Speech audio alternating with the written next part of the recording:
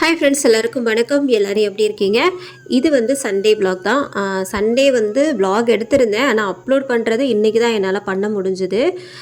சண்டேனாலே கொஞ்சம் லேட்டாக தான் எழுந்திருப்போம். சரி, கொஞ்சம் சோம்பேறி ஆகிடும் இல்லையா, அதனால் லேட்டாக தான் எழுந்திரிச்சேன். எழுந்திரிச்சதும் பார்த்தீங்கன்னா எழுந்திரிச்சு வந்தால் ஹஸ்பண்ட் வந்துட்டு இந்த பழம்லாம் வந்துட்டு அரிஞ்சிட்டு இருந்தாங்க.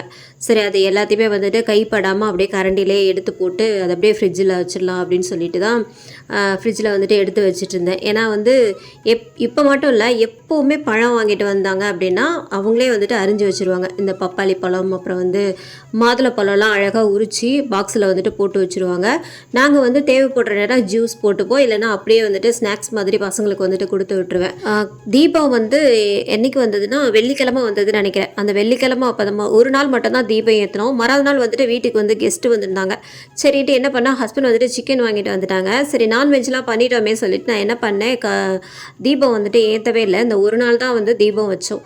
அதுக்கப்புறம் இந்த சண்டே சனி ஞாயிறு வந்துட்டு வைக்கவே இல்லை, தீபம் வந்துட்டு வைக்கல. நான்வெஜ் சாப்பிட்டுட்டு அதுக்கப்புறம் தீபம் வைக்கிறதுக்கு எனக்கு மனசு இல்லை, அதனால் அப்படியே விட்டாச்சு.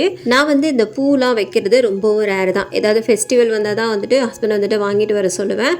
அதுவும் சாமிக்கு தான் வாங்கிட்டு வர சொல்லுவேன். அப்புறம் பார்த்தா அவங்களே வந்துட்டு வாங்கிட்டு வந்து கொடுத்துருவாங்க. பூ வைக்கிறதுக்கு இப்போல்லாம் பார்த்தீங்கன்னா எனக்கு இஷ்டமே கொஞ்சம் கூட இல்லை. அது ஏன்னு தெரில. கல்யாணத்துக்கு முன்னாடியெல்லாம் அக்காவுக்கு நிறையா கொடுத்துட்டாங்க அப்படின்னா, கல்யாணத்துக்கு முன்னாடி இல்லை, எனக்கு வந்து அதான் சின்ன வயசில், விவரம் தெரியாத வயசில் அக்காவுக்கு வந்துட்டு அதிகமாக கொடுத்துட்டாங்க அப்படின்னா நான் அந்த பூவை அளந்து பார்த்துட்டு அப்படியே உருவி போட்டுருவேன் அப்படின்ற மாதிரி அம்மா அக்காலாம் சொல்லியிருக்காங்க. அது எனக்கு ஞாபகமே இல்லை சுத்தமாக. அன்றைக்கி லேட்டாக எழுந்ததுனால என்ன பண்ணேன், பிரேக்ஃபாஸ்ட் எதுவுமே பண்ணல. சரி, லஞ்ச் வந்துட்டு அப்படியே ரெடி பண்ணிடலாமே சொல்லிட்டு தான் கிச்சனுக்கு வந்தேன். இவர் வந்து என்ன பண்ணார்னா ஈரல், அப்புறம் மட்டன் வந்துட்டு வாங்கி வச்சு க்ளீன் பண்ணி வச்சுருந்தாங்க. இன்றைக்கி வந்து உங்களுக்கு வந்து இந்த மட்டன் ஈரல் வறுவல் நான் எப்படி பண்ணுறது, என்னோடய ஸ்டைலில் வந்துட்டு எப்படி பண்ணுறது அப்படின்றத காட்ட போகிறேன். இதுக்கு வந்து பார்த்திங்கன்னா ஒரு 2 வெங்காயம், பெரிய வெங்காயம் வந்து கட் பண்ணிக்கலாம். சின்ன வெங்காயமாக இருந்தால் இன்னும் பெஸ்ட்டு, ஏன்னா சின்ன வெங்காயம் உரிக்கிறதுக்கு எனக்கு டைம் இல்லை. ஈரலுக்கு வந்து சின்ன வெங்காயம் போட்டால் தான் ரொம்பவும் டேஸ்ட்டாக இருக்கும். எனக்கு வந்து உரிக்கிறதுக்கு டைம் இல்லாதனால நான் வந்து பெரிய வெங்காயமே சேர்த்துக்கிட்டேன். இதில் வந்து ஒரு 2 டேபிள் ஸ்பூன் அளவு எண்ணெய் வந்து சேர்த்துக்கலாம். எந்த எண்ணெய் வேணாலும் சேர்த்துக்கலாம். சேர்த்துட்டு ஒரு 2 கிராம்பு, ஒரு சின்ன துண்டு பட்டை சேர்த்துக்கோங்க. அதுக்கப்புறம் 2 பெரிய வெங்காயம், கருவேப்பிலை சேர்த்துட்டு நல்லா வதக்கிக்கணும். நல்லா வதங்கிக்கிட்டே வந்துட்டு இருக்கட்டும். நான் மூடி வச்சுட்டு நான் அதுக்கப்புறம் வந்து துணி காய போட வந்துட்டேன். ஏன்னா துவைச்ச துணியெல்லாம் பார்த்தீங்கன்னா அப்படியே மிஷின்லேயே இருந்தது. நான் என்ன பண்ணுவேன், அப்படியே சமைச்சு முடிச்சுட்டு சாப்பிட்டுட்டு அப்படியே மறந்துடுவேன். சரி, அதனால் இடையிலே வந்துட்டு இந்த வேலையெல்லாம் முடிச்சாதான் உண்டு அப்படின்ட்டு தான் சரி இது எல்லாத்தையும் துணி எல்லாத்தையும் காய போட்டுடலாமேன்னு சொல்லிட்டு தான் காய வச்சுட்டு இருந்தேன். எனக்கு வந்து எப்படின்னா ஒரு சில விஷயம் வெளியில் இருக்கிறவங்க கிட்ட பேசும்போது நான் தன்மையாக தான் பேசுவேன். ரொம்ப ரொம்ப ஹார்டாக அந்த மாதிரி பேசவே மாட்டேன். என்ன விஷயமா இருந்தாலும் சரி அவ்வளோவா வந்துட்டு கோவப்படவே மாட்டேன். அவங்க ரொம்ப சீன்னா மட்டும்தான் வந்து நான் வந்து கோவப்படுவேனே தவிர, மற்றபடி எல்லாருக்கிட்டையுமே வந்துட்டு எல்லாரையுமே வந்து சமமாக தான் நடத்தணும் அப்படின்னு தான் நான் நினப்பேன். ஆனால் என்னை பொறுத்த வரைக்கும் பார்த்தீங்கன்னா என்கிட்ட பேசுகிறவங்க எல்லாருமே ஹார்டாக தான் வந்துட்டு பேசுகிறாங்களே. அது ஏன்னே தெரில, நான் வாங்கிட்டு வந்த வரமா இல்லை சாபமானு தெரியல. சொல்கிறாங்க நிறைய பேர் எண்ணம் போல் வாழ்க்கை அப்படின்ட்டு. என்ன போல் வாழ்க்கை அப்படின்னா நம்ம நல்லதே பண்ணோன்னா நல்லதே தான் நடக்கும். ஆனால் நான் எந்த ஒரு கெட்டதுமே பண்ணல, எனக்கு மட்டும் ஏன் இப்படி வந்துட்டு நடக்குது அப்படின்னு தெரியல. நிறைய விஷயங்கள் நான் பார்த்துட்டேன். எனக்கு நிறையவே இந்த மாதிரி தான் வந்து நடந்துட்டுருக்கு. இந்த ஈரலுக்கு தேவையான ஸ்பைசஸ் எல்லாம் சேர்த்துடலாம். இதுக்கு வந்து 1 டீஸ்பூன் மிளகாய்த்தூள், 1 டீஸ்பூன் பெப்பர், கொஞ்சமாக மஞ்சத்தூள், இஞ்சி பூண்டு விழுது சேர்த்துட்டு நல்லா வந்துட்டு மிக்ஸ் பண்ணிக்கணும்.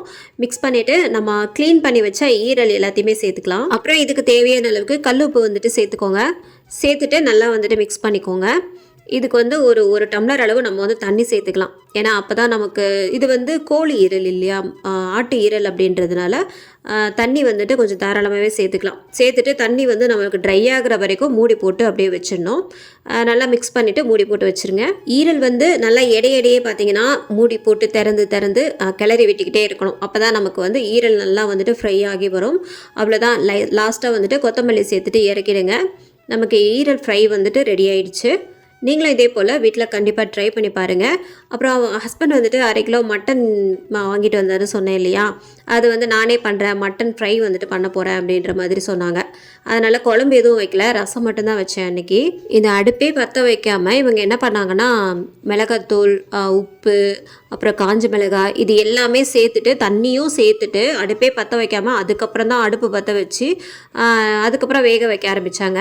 நான் கேட்டேன், நான் எதுக்கு பச்சையாக இந்த மாதிரிலாம் வேக வைக்கிறீங்க, எல்லா மசாலாவும் போட்டுட்டு குக்கரில் வச்சா ஈஸியாக முடிஞ்சிருமே அப்படின்னு சொன்னால், இல்லை இது இலாட்டு கறி, அதனால குக்கரில் எதுவும் வைக்க தேவையில்லை, நம்ம வந்துட்டு கடாயிலே வெந்துடும், மூடி போட்டு வச்சோம் அப்படின்னாலே வெந்துடும் அப்படின்ற மாதிரி சொன்னாங்க. இதுக்கு வந்து தண்ணியெலாம் போனதுக்கப்புறம் பார்த்திங்கன்னா இந்த எண்ணெய்லாம் பிரிஞ்சு வந்து இதுக்கு முந்திரிலாம் வேறு சேர்த்து சூப்பராக இருந்தது. என்ன ஒன்று உப்பு மட்டும் கொஞ்சம் ஜாஸ்தி ஆகிடுச்சு, மற்றபடி சூப்பராகவே இருந்தது. வேகிறதுக்கு ரொம்ப நேரம் டைம் எடுத்துக்குமோ அப்படின்னு நினச்சேன், ஆனால் மூடி போட்டு கிளறி விட்டதுலேயே பார்த்தீங்கன்னா கொஞ்ச நேரத்துலேயே வெந்து வந்துருச்சு. ரொம்பவுமே சூப்பராக இருந்தது அன்றைக்கி மட்டன் வச்சது. நம்மளே சமைச்சு சாப்பிட்றத விட மற்றவங்க சமைச்சு கொடுத்தாங்க அப்படின்னா சாப்பிட்றதுக்கு ரொம்பவுமே இஷ்டமாக இருக்கும்.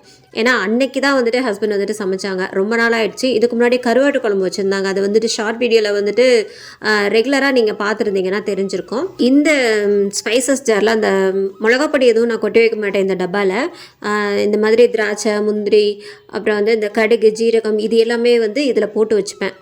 அது வந்து பார்த்திங்கன்னா ரொட்டேட் பண்ணிக்கிட்டே அப்படியே நம்ம எடுத்தோம் அப்படின்னா அது கொஞ்சம் பார்க்குறதுக்கு அழகாக இருந்ததே சொல்லிட்டு வாங்கினேன். இது வந்து 2 வருஷத்துக்கு முன்னாடி வாங்கினேன், நான் அமேசானில் தான் வாங்கினேன்.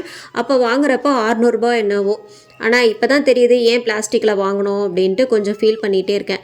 ஏன்னா நம்ம வாங்குறது எல்லாமே இல்லை கண்ணாடியாக இருக்கணும், இல்லைனா செராமிக்காக இருக்கணும் அப்படின்னு இப்போ வந்துட்டு எனக்கு தோணுது. இனிமேல் நம்ம வீட்டில் எந்த பொருள் வாங்கினாலுமே ஒன்று ஸ்டெயின்லெஸ் ஸ்டீலாக இருக்கணும், அப்படி இல்லைன்னா கண்ணாடி பொருளாக இருக்கணும், கிளாஸாக இருக்கணும், இல்லைன்னா செராமிக்காக இருக்கணும். இந்த மாதிரி வந்துட்டு யூஸ் பண்ணால் தான் நமக்கு வந்துட்டு கொஞ்சம் நல்லா இருக்குது.